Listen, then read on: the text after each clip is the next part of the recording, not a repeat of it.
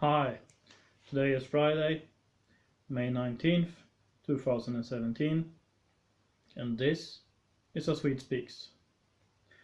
And, this is the second episode of the Swedish History of Ideas.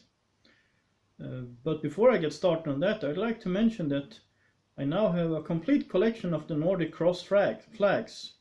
Well, the flags of the independent countries of the Nordic countries. You could argue that there are flags of Greenland and the Faroe Islands too, and even of the Åland Islands, but these are the fully recognized independent states of the North, which is Sweden, Denmark, Iceland, Norway, and Finland.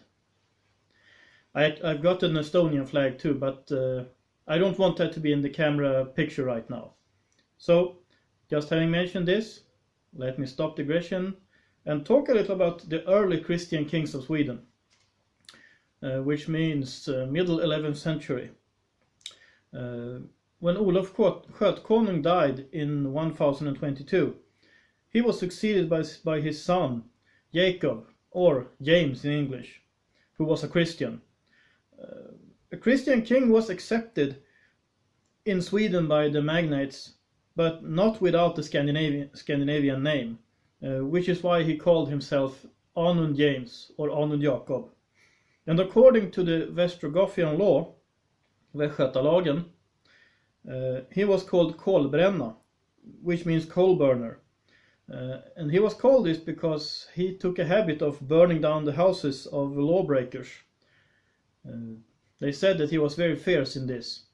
And some say he burned down the houses of his opponents, but yeah, maybe a lawbreaker and an opponent was the same thing. I don't know.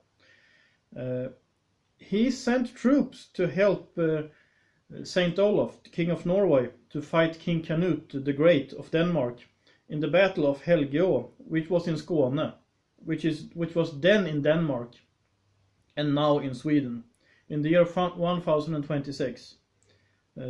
That battle was won by King Canute, by the way. And Anund James, he made coins in the town of Sigtuna, which is a little to the south of Uppsala and a little to the north of Stockholm, until about the year of 1030. At his death in 1050, he was succeeded by his brother Emund the Old, who was an illegitimate son of Olof Skötkonung. Emund was also called Slemme, which means the bad, and this was according to the this was because he opposed the priests from the archbishopric of Bremen. He favored an English missionary named Osmundus. Actually, if Sweden would have stayed on course and favored England and sort of turned into a part of the Anglo-Saxon world, rather than being influenced by Germany and in part by Russia, I think that would have been good. But this is not about what might have happened. This is what happened as far as we know.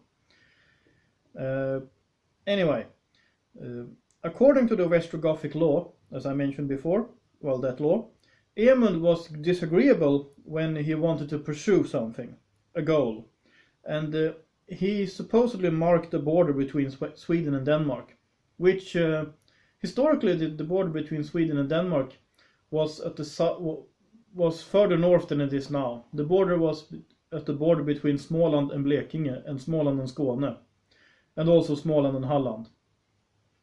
I might get a link for a flag of the Swedish provinces, so you get the idea of what it used to be like. Anyway, King Emund died in the year of 1060, and he was the last king of the dynasty of King Erik the Victorious, Erik Segersäll, who I mentioned last week. This dynasty is sometimes called the House of Munse, I guess because they came from the island of Munse, or they had some kind of connection to this island. A question we could ask ourselves, since this is not only about kings and events, even though that's mostly right now, but an idea is that Anund James actually supported Saint Olaf of Norway. This should prove that he had well, that he wanted to favor Christianity over heathendom, over paganism.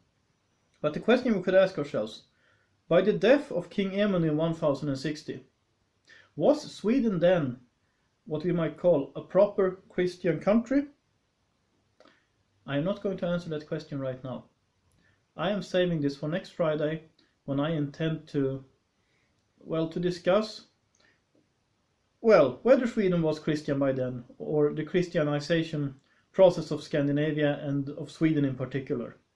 So that is a little something about what I intend to talk about next Friday. And that's all I have to say about this right now. I would like to thank the people who are supporting this channel through prayers, through Patreon, through PayPal. That's all greatly appreciated. And if you like this channel, please subscribe, please share my videos, please like this video or other videos, and of course, please support this channel. And I will include all the necessary information. And yes, I know some of the links I will include now will be links to Wikipedia. I don't really like Wikipedia per se, but you can use the references there to investigate things further. So I will include everything in the information box below. This is A Swede Speaks. Have a nice day.